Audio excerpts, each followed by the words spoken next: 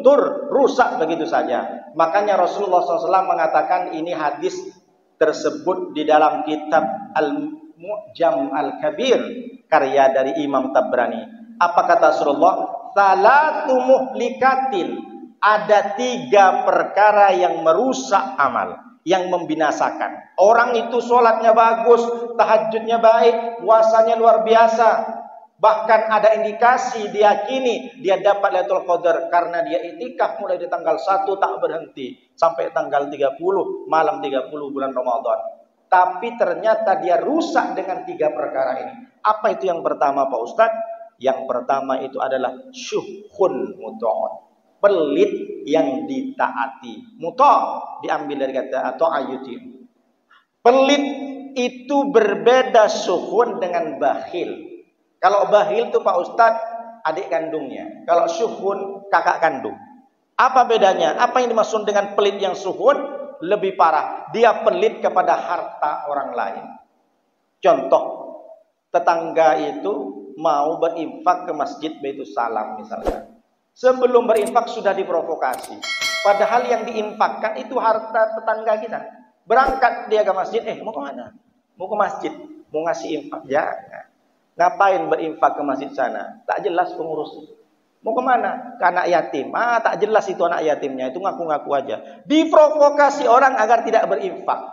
Dia pelit berat harta orang lain keluar untuk di jalan Allah. Ini syukur.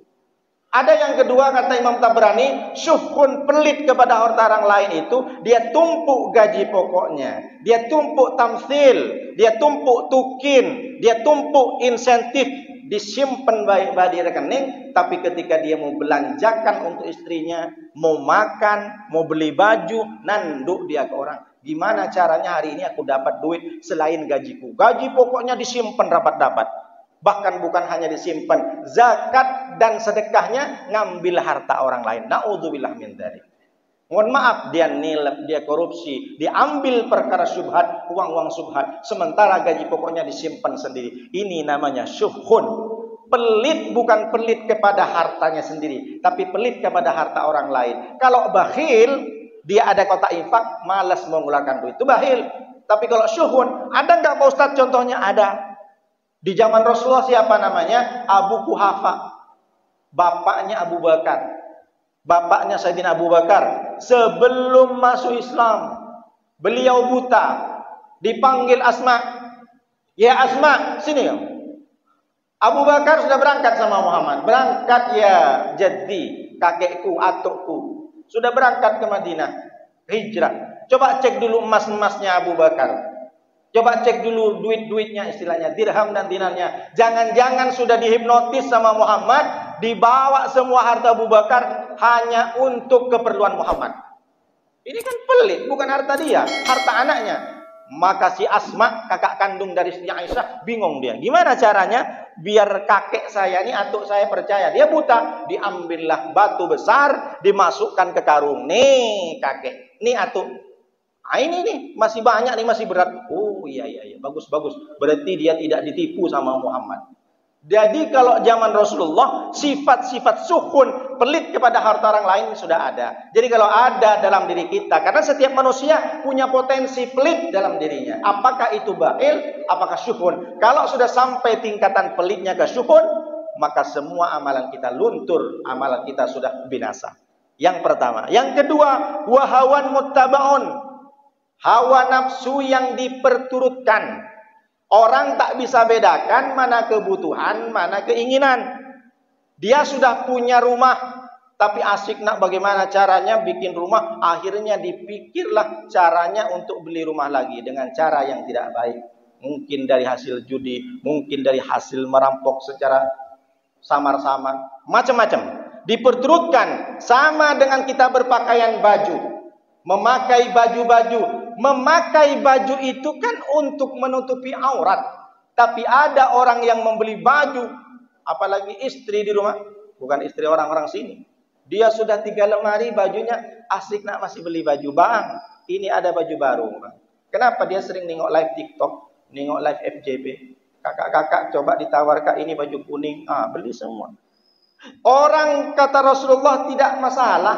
Kul kulu washrobu, makanlah, minumlah, wala tusrifu, tapi jangan sampai berlebih-lebihan. Di hadis lain, kul, makanlah, washrob, minumlah, walbas, berpakaianlah, fi ghairi sarafin, jangan sampai berlebihan, wala makhilatin, dan bukan karena sombong, berbangga-bangga untuk prestis. Biar dikatakan oleh orang sukses di Batam, pulang ke kampung dipakai semua. Yang perempuan cincin, gelangnya sekilo, ini sekilo, kalungnya pun berantai besar. Yang laki-laki pakai jam Rolex. Padahal hutang masih banyak, kredit rumah, kredit mobil, kredit. Dia hanya ingin berbangga-bangga, prestis. Ini yang tak boleh. Silahkan kau makan, makan banyak yang seperti orang mau buka puasa, semuanya dibeli. Yang dimakan cuma kolak, akhirnya yang lain terbuang. Begitu saja. Maka dari hadis ini kita sudah diajarkan oleh Rasulullah, tahan nafsumu. Manusia tetap punya nafsu sejak ruh ditiupkan ke jasad, saat itulah manusia itu punya hawa nafsu. Kalau ada laki-laki, perempuan yang tak punya nafsu, berarti dipermasalahkan. Orang gila pun masih punya nafsu. Tapi bagaimana kita menyetir nafsu kita jangan sampai kebablasan. Orang sekarang, zaman sekarang kan sudah tahu di media sosial, flexing namanya. Kehidupan hedonis, kehidupan hedon. Mentang-mentang suaminya punya jabatan tinggi, si istri karena dikasih hadiah mobil warna pink Mercy, foto. Namanya flexing, Pak. Kalau anak muda tahu, ya Ustadz Hairul. Kehidupan hedonis diposting di media sosial. Selesai itu ditengok sama netizen yang terhormat, ditangkap KPK. Anaknya pakai Rubicon. Kita bukan tak mau bayar pajak, kita taat pajak. Orang bijak taat pajak. Kita bayar sampai kita mati bayar itu. Sampai orang pajak punya Rubicon semuanya. Ini akhirnya diposting di media sosial. Tak perlu ke orang pejabat. Kita sendiri kalau punya apa, jangan posting. Mentang-mentang beli motor baru diposting. Kita tak tahu di Facebook tuh ada berapa banyak orang yang sakit hati.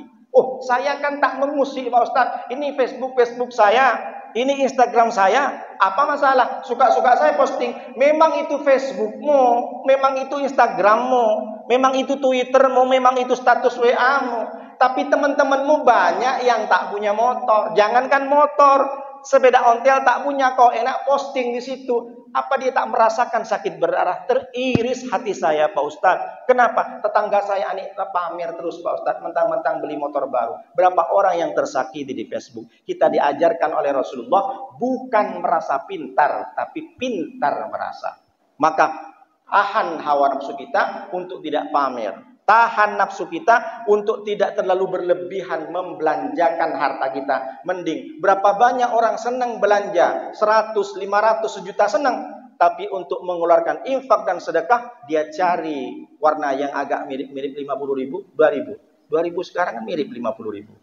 Ini 50.000 kan 2.000. Itulah kenapa mesti ada perubahan. Yang dulunya tak pernah infak, Ustadz, dulu tuh om saya Pak Ustadz sebelum Ramadan, kalau ada kotak infak 2.000 Pak Ustadz dikasihnya. Itu pun dah koyak Pak Ustadz, dicarilah yang koyak. Tapi setelah Ramadan berhasil ya Pak Ustadz, berapa? 2.500. Tidak masalah, naik sedikit tak masalah. Jadi yang kedua, agar kita tidak bisa masuk kategori amal kita binasa, amal kita rusak, maka tahan hawa nafsu kita, jangan dimanjakan. Yang ketiga, i'jabul mar'i li nafsihi. Amal kita rusak, ibadah kita akan rusak di bulan Ramadan dengan sifat yang tercela yang ada mungkin dalam diri kita ini. I'jabul mar'i bi nafsihi. Berbangga-bangga kepada diri saya sendiri, kepada dirinya. Kalau bukan saya itu Pak Ustadz, Masjid Baitul Salam tak berdiri Pak Ustadz. Kalau bukan karena saya Pak Ustadz, tak punya karpet masjid itu Pak Ustadz. Kalau bukan karena saya itu Pak Ustadz, anak yatim itu tak sekolah Pak Ustadz. Kalau bukan karena saya Pak Ustadz, tak ada di Arira Garden yang kasih beras Pak Ustadz. Itu karena saya. Saya Pak Ustadz. Semuanya itu yang dimaksud dengan ujub. Berbeda dengan sombong. Kalau sombong al-kibru bitrul haqqi. Sombong itu menolak kebenaran. Dikasih tahu ngeyel. Itu sombong namanya. Dikasih tahu kalau ini haram, dikasih tahu kalau ini tak baik, dilakukan tuh ngeyel. Namanya sombong, al-kibru menurut definisi hadis Rasulullah. Tapi kalau ujub, berbangga diri sendiri. Memang dia tidak ujub dengan hartanya, memang dia tidak ujub dengan kekuasaannya, dengan jabatannya, dengan gajinya, tapi dia ujub dengan ibadahnya. Na'udzubillah min dzalik. Seperti apa? Mentang-mentang ikut kajian, mentang-mentang sholat subuh, keluar dari masjid, dalam hatinya tak ngomong, merasa lebih baik dari orang.